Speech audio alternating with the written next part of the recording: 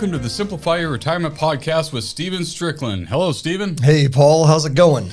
Going very well. You know, living here in Missouri, I think of a famous Missourian and one who's very quotable. You probably heard of him. His name's Mark Twain. Oh, yes. Yeah. And so as we have this episode today, I'm excited because we have a very fun topic, but Mark Twain had some things to say about this topic.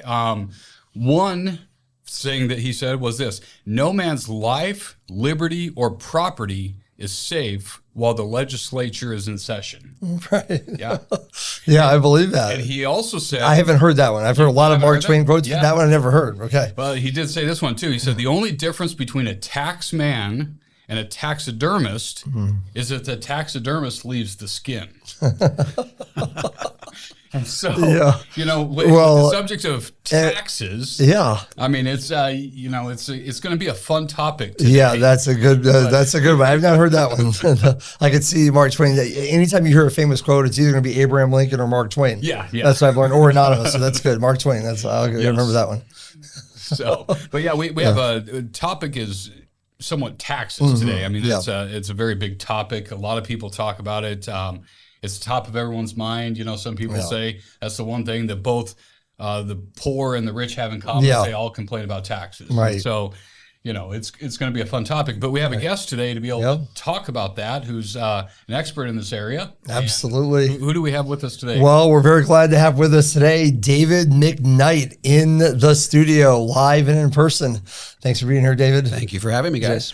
David spoke to a very large client event that we had last night, actually the largest client event that our firm has ever put on here in the Kansas City area. So he spoke to over 250 clients, presented his, the workshop that he does on the book that he wrote, which is The Power of Zero.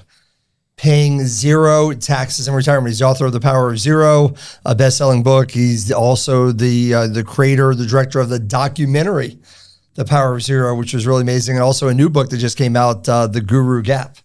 So, but I appreciate you taking the time to come to KC to speak to our clients and to be with us on our podcast. Pleasure to be here. And taxes is not always exciting for everyone, but we're gonna make it interesting today. Yeah, that's right. So this documentary, this was really interesting. I remember watching this a few years ago. When did it come out? 2018. 2018. That looked like it was a major project. You had a lot of guests on there. It looked like you traveled the country quite a bit for that. And tell us about that documentary. Yeah. So with filmmaker Doug Orchard and I basically spent all of 2018 crisscrossing the country, interviewing all of the most important experts in the nation on the national debt as it relates to the future of tax rates. I mean, we're talking chairs of economic departments all across the country. Ed Slott, I mean, Wall Street Journal calls him America's IRA expert. Yes. I mean, we interviewed everybody, former Secretary of State George Shultz. And, you know, it's like I said last night, they're all reading the same music and they're singing the same song. They're saying that if we don't change course as a country, that 10 years from now, tax rates could have to rise dramatically or we go broke as a nation. And a lot of them use the D word, which is tax rates will have to double or we could go broke as a nation. So it was really interesting to see that it's not just a few isolated voices that are predicting that tax rates have to go up. It's really a broad swath of the experts. And there's more and more people are coming over into our camp and very, very few people are disputing the data at this point. Right. The consensus is taxes have to go up to deal with the problem. But yeah, so I recommend everybody tries to get a hold of this documentary. Like right now, how do people get this documentary? Going to go to a website? Pretty much anywhere you stream movies, Amazon. Okay, it'll be on there. Yeah, it's under The Power of Zero. The Power of Zero, the tax train is coming. That is awesome. It really is. It's a great one. I thought it was well done. Like you said, all the experts are on there. It's pretty convincing. If there's still any doubters out there that taxes are not going to go up. So sometimes people think, hey, maybe we have a new administration. Maybe we're going to do some things that could impact that. But even with administrations, and I know you talk about it doesn't matter who gets elected, is it still the same thought that regardless of who the president is, what kind of impact they make over 4 years, 8 years, because the problem is so big, taxes are probably going to have to go up?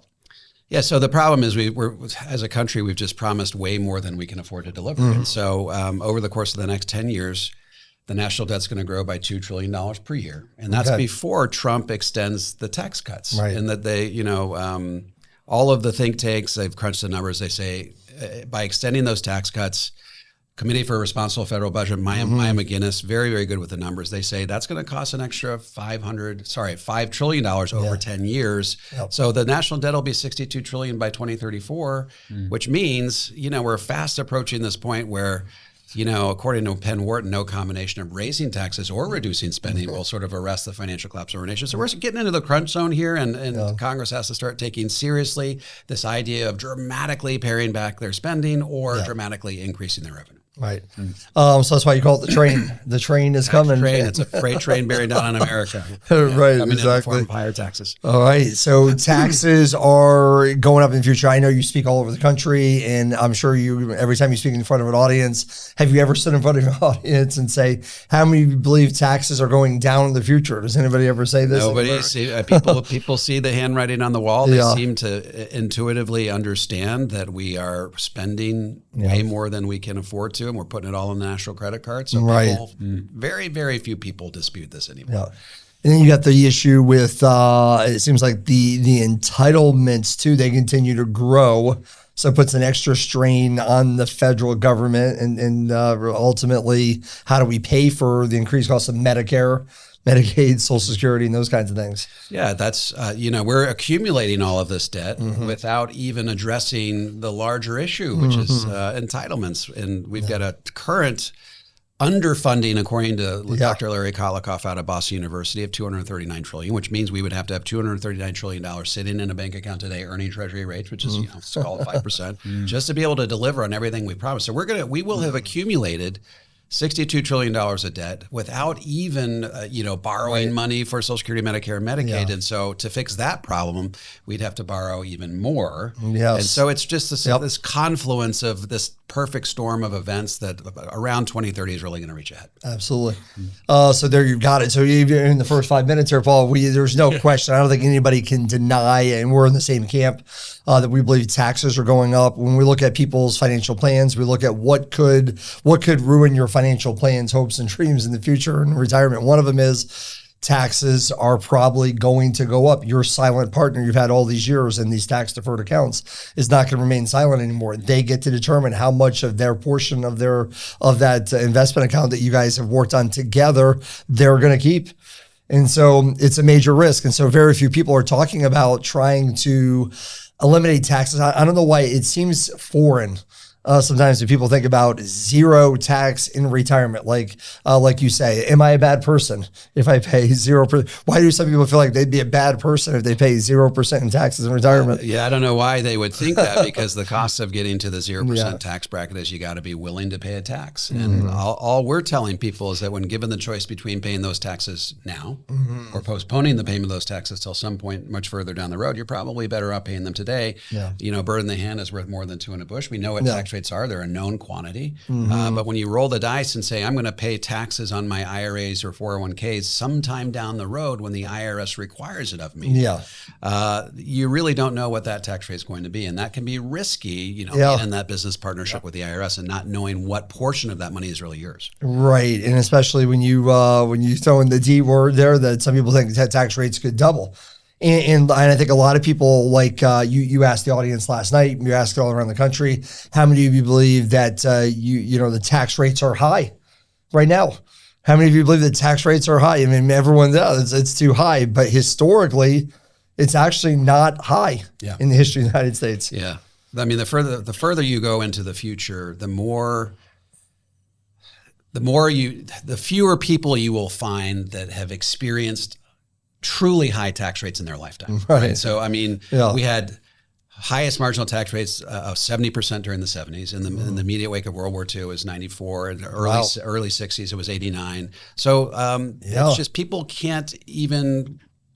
They can't contemplate a higher tax rate because they haven't experienced that in their lifetime. And so it's going to be a shock to everybody's system. But we've been out here trying to raise a warning cry that we've been there before. Right. We're likely to go there in the future just because the national debt will sort of require it. Yep. I agree. And that's the job of financial planners, firms like ours, Wise Wealth, where we help people say, hey, you may not be aware of this, but in the future, What could derail your retirement hopes and dreams is a long-term care stay. What could derail your future is a potential taxes go up. What could potentially impact your retirement is Social Security goes down. So that's what all financial planning is, saying we don't know if this is going to happen, but if it does happen, what is your plan to deal with it? And so like you're saying, and I like the way you put it, when you present these things, and that is there is a cost of admission. So in other words, when we talk about getting to a zero tax bracket, it means you're going to pay taxes now instead of later. You're going to pay tax at a rate that you know today instead of a rate you don't know later. You're just going to eliminate that risk going forward. But you're going to pay tax. You're just going to do it under your control or in your timetable, in your time frame. On your own terms. And, I tell people all the time, we give you permission to not enjoy it. But when you pay it on your own terms, you sort of take that, you take that prerogative away from the IRS. You say, look, I'm going to pay taxes at today's historically low tax rates versus kicking the can down the road and paying those taxes on the IRS's terms. And so we're preemptively paying a tax on our own terms to avoid having to pay taxes on the IRS's terms somewhere down the road. Absolutely. And so, a lot of times we like to tell our clients, say, pay tax on the seed rather than the harvest, pay tax today in an amount that forget even the tax rate. It's the balance. Let's say you have money in an IRA, $100,000. I'd rather pay tax on $100,000 than $200,000 10 years from now, even if tax rates were the same, even if tax rates were slightly lower. Pay tax now on the seed rather than the harvest. There's a lot of things you can do to, and then there's the whole idea of required minimum distributions, not having to worry about that in the future when you have these tax-free accounts. So we know the problem. And the problem is taxes. And like you said, when we look at anyone's 401k balances, their traditional IRA balances, it may look like a very healthy number. But the problem with that is none of us knows how much of that you're actually going to be able to keep. And so it's a major problem. So there is a way to deal with it. And so we know what the problem is, taxes. We know taxes are going to go up in the future. What is the solution? Yeah, the solution is you've got to pay that tax today, like I said, preemptively before the IRS requires it. And you do that for the most part by way of a Roth conversion. Roth conversions cannot be undertaken in a haphazard or willy-nilly way because the whole idea is that you want to pay as little tax as you possibly can and get all the heavy lifting done before tax rates go up for good. And if you, we had a guy last night, he said, why should I not convert my entire IRA all in 1 year? I said, well, you're going to rise into a tax bracket. Right. You're going to pay a tax that you wouldn't have otherwise had to pay at that high marginal tax rate, and what's the practical effect of all that? The practical effect of all that is you're going to run out of money prior than when you otherwise would have. So when you pay a tax that you didn't really need to have to pay, or at a rate you didn't really have to pay, then that's money that you could have kept in your pocket is now going to the IRS, which means you're now going to run out of money faster than you'd otherwise anticipate. And so you have to do this with a seasoned hand that can guide you along the way and shepherd you through the process. And I tell people, you want to convert that money slowly enough that you don't rise into a tax bracket that gives you heartburn, but quickly enough that you get all the heavy lifting done before tax rates go up for good. And I think Trump's going to extend the tax cuts sometime in May. One big beautiful bill. We're talking about that, and I think they're going to push that through before Memorial Day.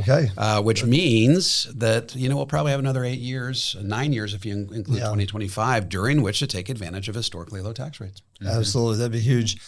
So if they do extend the tax cuts, is that what they're talking about doing? It would be another 8 or 9 years. So it's under budget reconciliation. So they can't get a supermajority in the House and Senate. So they have to do it under budget reconciliation, which requires a simple majority. So so they can do that for another 8 years, which means that we're just kicking the can down the road here, which means the fix on the back end is going to be all the more draconian, all the more austere. And come 2034, it's not going to be just, going back to what tax rates were in 2017. It's going to be much, much higher. And so you got this double-edged sword. So let's take advantage of tax rates while they're low, but it's going to increase the national debt. And then come 2034, when it's all reverts back to 2017, it's probably going to go even higher than it would have had we just reverted back to those tax rates today. Unbelievable, man. When you say 2034, man, 2034 scares me. It's always the year that they always say Social Security, that's the year that they're going to run out of the money in the trust fund to pay all the people that are on Social Security. That's when it's supposed to drop. All these years, Social Security Administration has been saying that's the year where there's not going to be enough money to pay out the benefits that are due.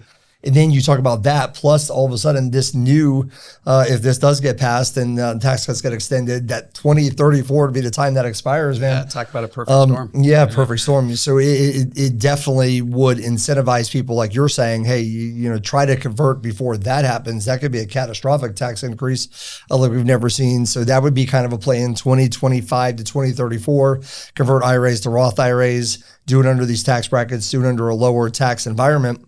And also, you know, we always recommend to our clients to try to get it done before RMD age, if possible. So then you have to worry about RMDs. So we've got, you know, they push the tax, you know, bracket down there. You mentioned that currently in the current tax code, there is your favorite tax bracket. What is your favorite tax bracket at the moment? So my favorite tax bracket is, a lot of people say it's 0%. Yes. That's the name of my book, Right, Power yeah. Zero. 0% actually doesn't exist as a tax bracket. It's just 0% is just the condition of not paying any tax at all, but it's not a real tax. My favorite tax bracket, chapter 6 of my book, The Power Zero, is a 24% tax bracket. Yeah. And so if somebody says, hey, Stephen, tax rates are going to double. You're in the 12% tax bracket, let's say. And in order to protect you from that doubling of tax rates, let's bump you up into the 22. Okay. Yep. How would you feel about that? You're probably not very good, because in an effort to protect yourself from the doubling of tax rates, we double your tax bracket in the short term. We take you from 12 to 22. That's not going to be a real good conversation starter. So what I say is, if you're in the 10 or 12, stay in the 10 or 12. But if you're in the 22, think about it this way. For only, 22 gets you up to about $206,000 of taxable income. But for 2% more, you can convert an extra $188,000 and stay in the 24% tax rate. Yeah. So 2% more on the margin, and you can convert an extra $188,000. So if you have $1 million, you'll never get to the 0% tax bracket by staying in the 22. Incredible. The 24 will allow you to get all the heavy lifting done. It's a real workhorse, and it's the sweet spot on the Trump tax cuts. It really is. So it's amazing that there's a 22% tax bracket, and the next is 24. The one after that is like 32. 32. All right. So it's amazing. So so if you're already in the 22% tax bracket, there really is no reason. No excuse. Not to go up to the 24, go right up against that limit. So that's one of the ways, how much should I convert every year to hit up against that limit, like you're saying, and take advantage of that, not jump to 32, but stay in 24. 32 is my least favorite tax bracket, as you can probably imagine. Yes. So you do that. And then obviously people are looking at, hey, how much should I convert every year? Like the guy said, last night, should I convert it all? Well, no, don't do that, because all of a sudden you're in the 37%. You have all kinds of other issues. Stay in your tax bracket, maybe go to 24, convert as much as you can, do it over time, and then paying the taxes. I guess when their cost of admission to convert all their 401k, IRA assets, a tax-deferred account to tax-free, they're going to pay, tax on that. And is there a preferred method? I guess someone says, I'm going to get a tax bill. Should I pay that tax bill from my taxable accounts, like cash in the bank, or should I pay that from the IRA itself? Yeah. What do you say about that? Yeah. So all of the experts are pretty clear on this. Academia is pretty clear on this. PhDs are pretty clear on this. If you have the luxury of paying that tax on that Roth conversion out of your brokerage account or other taxable investment, you should do it. Okay. Because if you pay it, if you have the IRS withhold the tax from the IRA itself, from the conversion itself, then less money is getting to your tax-free bucket. Why not take your least tax efficient of all your assets, those taxable investments where every year you got to pay a tax? Why not use those least efficient of all your dollars to pay the tax on that IRA, that Roth conversion, so that your most valuable dollars can make it 100% into that tax-free bucket. So it's not the end of the world if you can't do that. Experts have said you're better off doing the Roth conversion, even if you have to pay the tax out of the conversion itself. But if you have the luxury of paying it out of that taxable bucket, then absolutely take advantage of it. Absolutely. Yeah. And I was going to say, last night, I know you talked about a 4-letter word in relation to the problem, but I also know that when we're talking about this, it's also the same answer to the solution. And what's that 4-letter word that you talked about? Yeah, so I was quoting David Walker, former Comptroller General of the federal government. He appeared on NPR to talk about his book, Come Back America, and he said, look, tax rates have to double or we go broke as a nation. And the radio show hosts didn't believe him. So he said, look, I can give you a 4-letter word to explain why tax rates have to double. And she couldn't figure out what it was. And they opened up the phone lines. People started to call in. Nobody could figure out what the 4-letter word was. Finally, he says, it's math. Right. Math is the 4-letter word. And so math is really the answer to a lot of these problems. Yes. How quickly should you, or slowly should you convert your Roth IRA? It's really a mathematical calculus, right? You have to figure out the math behind it. And that's why it's so important to meet with experts like you guys to be able to figure that out. Yeah. So we've got the issue of we have the cost of admission. In order to get to a tax-free, a zero tax on retirement, you have taxable accounts and tax-deferred accounts. You're going to have to pay the tax. So we convert the IRA to the Roth IRA. You mentioned ideally you pay the tax bill from your cash, money market, brokerage accounts that you're going to pay 1099 taxes on anyway. So it's the most efficient way to do it. But don't let that stop you. If you don't have a lot of cash in those other accounts, you can go ahead and convert and pay the tax out of the IRA. Just get it there. And I know another reason why you say that, why the experts say that, is because then if you spend all your cash money, if I have a $30,000 tax bill and I take my money out of the bank and pay that, now I don't have $30,000 in the bank. I could go to that Roth IRA if I had to and take the $30,000 out tax free. Right. And there's a lot of complicated rules. There's two 5-year rules you got to worry about. You can do a Roth conversion post 59 and a half and touch that principal immediately, but the growth, you got to wait 5 years. Since your first Roth IRA contribution or conversion to touch the growth on it. So there's all these different complicated 5-year rules, which once again underscores the importance of talking to guys like you to be able to get it right. Because if you don't get it right, it can be costly. There can be penalties. It can be all sorts of bad things that go wrong along the way. I know a lot of people get confused on this whole idea. They always hear about, Roth limits how much you can put in a Roth IRA. And a lot of times we find people are confused because they think, well, I can only put $8,000 a year per person if I'm over age 50, but you're telling me I could convert my $500,000 IRA to a Roth IRA. So maybe people need to understand the difference between a conversion limit and a contribution limit. Right. Mitt Romney has over $100 million in his IRA as of a couple of years ago. It's a different discussion on how it got there, right? Right. But, if I were him, I would convert all of that all in 1 year. And he would rise to the 37% tax bracket. He can. I mean, there's no income limitations. There's no conversion limits. He can do it all in 1 year. And I don't know why he doesn't, because tax rates are going to rise dramatically. He could pay tax on that all in 1 year at 37%. But you can, they changed that rule back in the day. There used to be an income limitation, but there no longer is, which is why I think that the Roth conversion is the single greatest workhorse in the whole tax-free retirement planning concept. So you can do a Roth conversion of any amount from your IRA 401k to a Roth IRA. You can still make a contribution. That's where there's some limits on income and those kinds of things, how much you can contribute.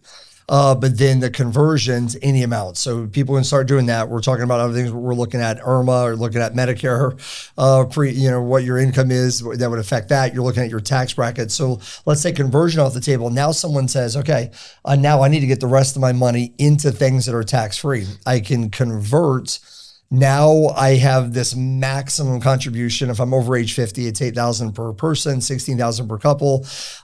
Let's say that I've maxed that out into putting something that's tax-free and or maxed out in my income. I can't put it in there. What other options does someone have where they can get literally 100% federal, state, tax-free income from their investment account or product? Well, I talk about 6 different streams of tax-free income, so I'll fly through them real quickly. You got your Roth 401k, you can put up to $31,000 in there. You got your Roth IRA, you can put $8,000 in there. You got Roth conversion, you can convert unlimited amounts.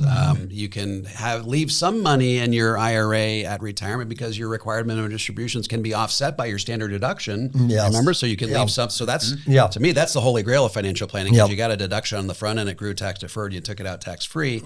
You got something we talked about last night called the LIRP, the Life Insurance Retirement Plan. There's no limits on how much you can put into that. There's no income limitations. You get a death benefit that doubles as long-term care. You can get that death benefit in advance of your death for the purpose of paying for long-term care. And should you die peacefully in your sleep 30 years from now, never having needed long-term care, someone's still getting a death benefit, probably your kids or your grandkids. And then if you can keep your provisional income low enough, and remember, provisional income is the income the IRS tracks to determine if they are going to tax your Social Security. If you can keep that low enough, then your Social Security is also tax-free. So I like to tell people, hey, if you have tax-free, tax-free, tax-free, tax-free, tax-free, tax-free, tax-free, what tax bracket does that put you in? 0%. Why do we like 0? Because if tax rates double, 2 times 0 is still 0. Yeah, absolutely. That's right. Yeah, and I want to come. I love that formula, and that's really the crux of the matter. And I want to come back to that in just a minute. But then, so this LIRP, life insurance. So we're talking about a permanent policy. But the kind of how it works is you're paying for insurance. You're paying like for term insurance, the 100 or 120. So you're buying a death benefit, but then you can overfund it. The IRS says you can overfund this policy. The portion that's overfunded is what's growing tax deferred, and you can take out tax free. Yeah, so I tell people, think of it in terms of a bucket of money. You put money in. As your money grows, your bucket begins to fill. And by the way, that money is growing safely and productively. You're not going to hit home runs like you would in the stock market, but you might get 6 to 8% gross of fees, 5 to 7% net of fees over time. So it's a great bond alternative. So your money is growing safely, productively. But as your money grows, you have all sorts of benefits that accrue to you. You can touch that money pre-59 and a half. Yes. Like I said, there's no income limitations, no contribution limits. I got clients that do $200,000 per year into these buckets. And again, the cost of admission is you got to be willing to pay for some life insurance. You got to have a need for life insurance. But the good news is, hey, if you're getting to the point in life where you don't think you need life insurance, that life insurance also doubles as long-term care. In other words, these companies are willing to give you your death benefit in advance of your death for the purpose of paying for long-term care, which is a great alternative to traditional long-term care insurance, which gives people heartburn because it's a use it or lose it proposition. You're paying for something you hope you never have to use. And at least in this way, you die peaceful in your sleeps, 30 years from now, never having needed long-term care. Someone's still getting a death benefit, probably your kids or your grandkids. So there's that sensation of having paid for something you hope you never have to use. So it solves a lot of issues, solves a lot of problems. I like the idea of the cost of admission. I was thinking last night when you're talking the cost of admission is converting your IRA to a Roth IRA, paying the tax. But there's also a cost of admission to get into the life insurance retirement plan, and it's the cost for the insurance. You have to pay something to get something back tax-free. But in this case, the benefits far outweigh that. I guess the advantage of the Roth conversion is there's no medical underwriting, where at least with the LIRP, there's still some medical underwriting. Right, you got to qualify.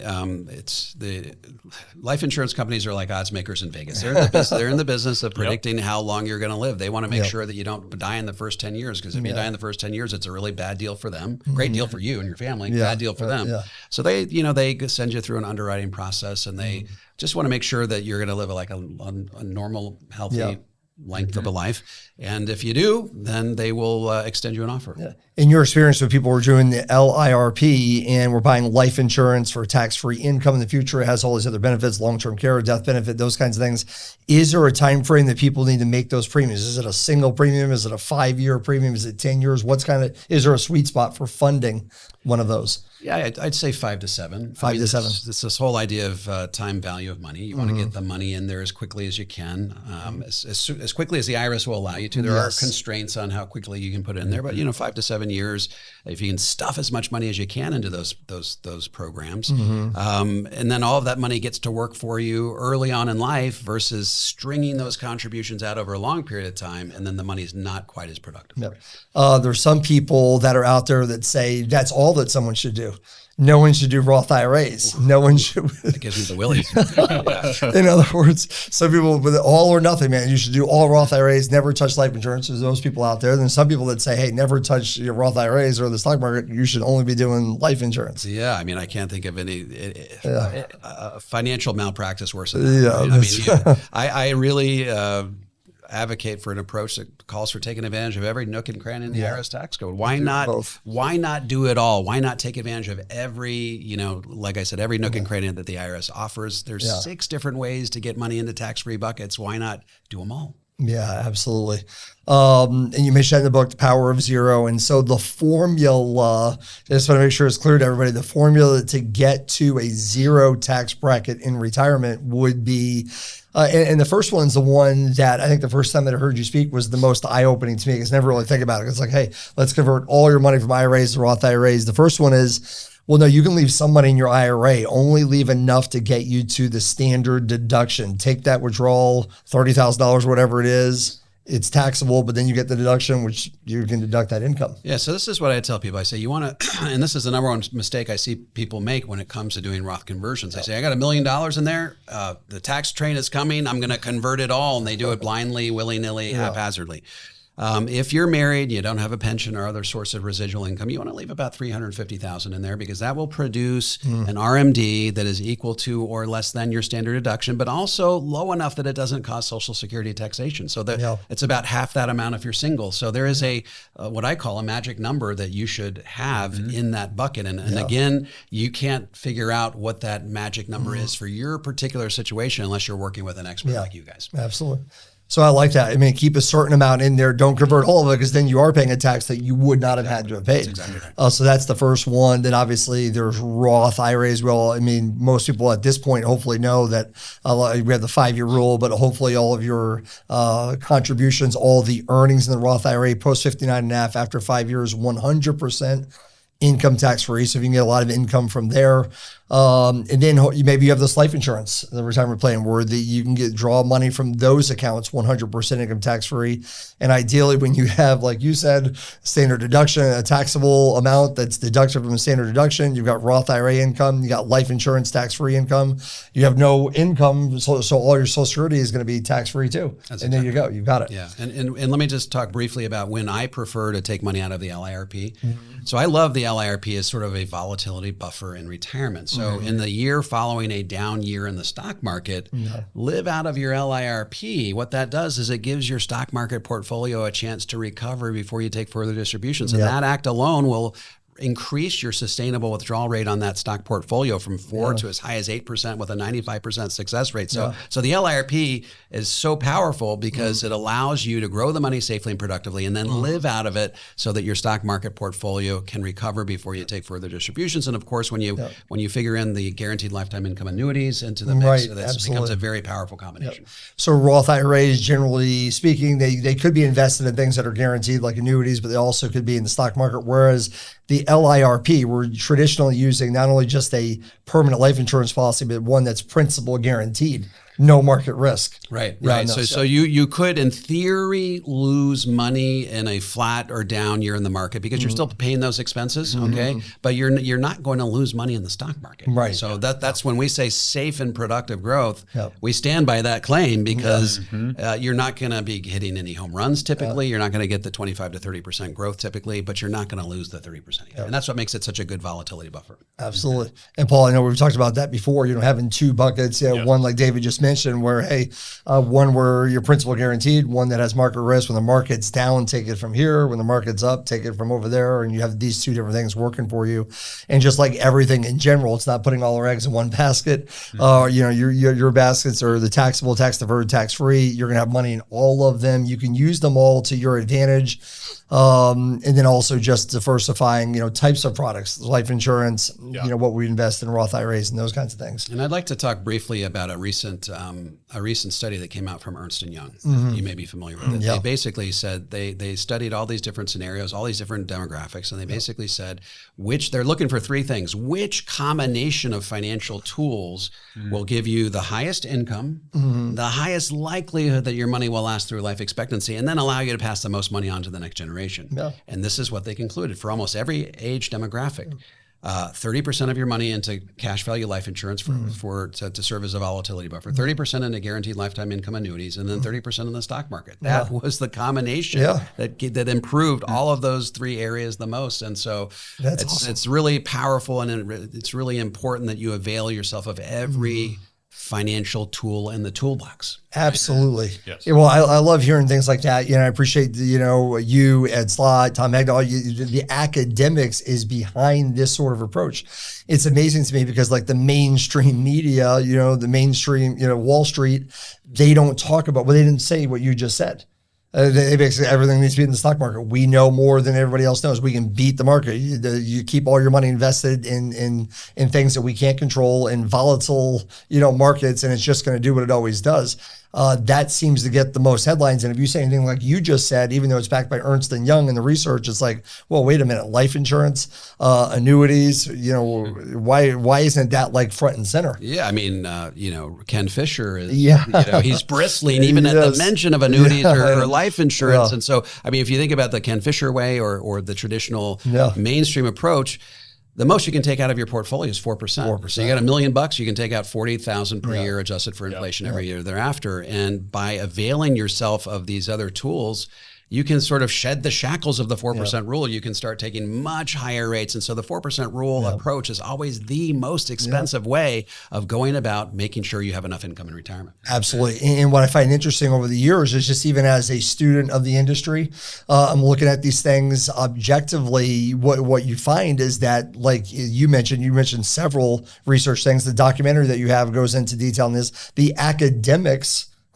all seem to say what you just said, and that is, hey, you should have some money in life insurance, cash value life insurance, some in guaranteed income, some in the stock market. There's an all and approach, not either or. And it just seems like in the industry, the media, all the major financial television shows, CNBC, they're not going to talk about this today. The major financial magazines are not going to talk like this, even though if you go to college, if you go to universities, if you talk to the people doing all the research studies, Wade Pfau, and these outstanding academic people that all they do is study this all day, every day, they're saying you should use these different techniques. It's surprising that it hasn't even caught on more than it has. A guy like you writes a book called The Power of Zero, and it seems like you're a unicorn. I mean, that can't be possible because no one really talks about it. Or some of these products. Yeah, and I wrote a whole book on why America's financial gurus don't talk about it. Yeah, that's right. It's called The Guru Gap. And basically what I concluded after taking a deep dive into all of their writings and their podcasts and YouTubes, and I spent hundreds and hundreds of hours researching what they've said about these things. And to a person, Dave Ramsey, Susie Orman, they all have this pathological hatred for cash value, life insurance, and annuities, and there's no real good reason for why. Basically, what I sort of concluded was that they have to put everything in 10-second sound bites. They have to distill very important, complicated concepts into little 10-second sound bites that are easily digestible by mainstream America. And you just don't have the luxury of nuance when you have to capture these important concepts. So it's just much easier to say, don't do it. Do the 4% rule, or if you're Dave Ramsey, he calls it the 8% rule, which is there's no mathematical justification of that. But really, the PhDs are going to win the day on this one because they have done the math. There's reams of academic literature that demonstrates the value of having a broad, diversified approach that avails you of all the tools. Right. I totally agree with that. I appreciate what you're saying. It seems easy just to do the sound bites, easy to say, do what's mainstream. It does take a little bit of effort and work to understand some of these products. Are not simple, but they're valuable. So it's worth the time that someone might take to make sure they understand how it works. Instead of just saying, well, no, the insurance companies are going to rip you off and all this kind of stuff. Well, no, these life insurance companies have been around for hundreds of years. There's a reason they're still there, and they've stood the test of time. Yeah, I mean, take the Dave Ramsey approach. I mean, talk about easy to remember. You can remember it's just put 100% of your money in stocks and let it ride. And that's all you get. That's his retirement plan. That's it. There's nothing else. But guess what? A good, solid, broad, diversified plan is so much more nuanced for that. And, it's got to be customized and tailored and fit your, tailored to your needs. And so you just can't do that unless you're availing yourself of the full financial toolbox. Totally agree. And people need to take the time to understand these things. And that's what our job is to do, obviously, to educate people. And it is more of an education because we're going up against a massive industry where they're incentivized to keep people locked into the stock market only. This is your only approach. It's the only way to make wealth. It's the only way to make it work for you. But there's these other products that we've been thankfully dealing with for a long time here with guaranteed lifetime income with annuities, but also life insurance retirement plans. Index universal life, and these guaranteed type products that are that provide tax-free income. And so the difficult part sometimes, Paul, is is explaining it, because it is not mainstream. Number one, there are some complications to it, but it doesn't mean you shouldn't. Everyone needs to do what David has done over his career, what we have done, and that is say, hey, no, I need to be open-minded. I need to look at this. I need to understand what this is to make sure I'm making the right decision for me, not what Ken Fisher says or Dave Ramsey or anybody else says that's what I should be doing. Look at it yourself. Take the time to understand. And then when you do, you are going to feel good about it. We've had a lot of clients here that have protected their income stream, both now and in the future. You talk about massive peace of mind. And I know you know Tom Heck, that Tom has the study out there about people that they tend to live longer, they tend to be happier. I mean, which came first, the chicken or the egg? I mean, people are happier, they're living longer if they have a guaranteed source of income, and they spend more. Yeah, remember, this is a huge study that came out recently. It said people spend twice as much money when they have guaranteed lifetime income, because if all your money's in the stock market, what's your greatest fear? Your greatest fear is you're going to run out of money before you run out of life. And so people, it's like Tom Hegna says, you protect. And then what happens? You don't spend any of your money. And then what happens? You say, I'm not going to get the country club. I'm not going to travel around the world. I'm not going to get the boat on the weekends. And so then your kids inherited all your money. What do? They get the country club membership. They go on the trip around the world. They get the boat on the weekends. So it's you spend twice as much money when you have guaranteed lifetime income than you don't, because people are just too afraid to spend it and lose it. And then you have life insurance, like you said, and you've got, not only is the worst case scenario is you never took any money out for yourself, but your kids and family are going to inherit this death benefit 100% income tax free. There is nothing better. I always tell our clients, there is nothing better to inherit than life insurance. I mean, you talk about tax free, 100% income tax free. You can do whatever you want with it. And so to have that tool in the toolbox that could also pay for long-term care, where you eliminate this whole idea of a wasted premium, because that money is coming back, and then actually building cash value that you could access, from the insurance company tax free. There's a reason Ed Slott said that the single greatest tax benefit in the IRS tax code is it's basically the income tax exclusion for cash value life insurance. I mean, you can put as much money as you want in. You can get as much within a range based on your net worth and age and things like that. But the point is, you can put all this money in there, and there's no real IRS limits on how much you put in, and then it can all go tax free to your heirs. I mean, there's nothing else like it in the tax code. It's very interesting. 7702 and tax code. But then what's interesting to me sometimes is, like, again, they keep like mainstream America in the dark. It's like, if you're a congressman, if you're a senator, you probably have cash value life insurance. If you're in the know, if you're an academic, you're a mathematician, you're somebody who kind of has knowledge. If you're extremely wealthy, you probably have cash value. It just seems like the people that are using that tool are the ones who get it, and they kind of keep everybody else in the dark.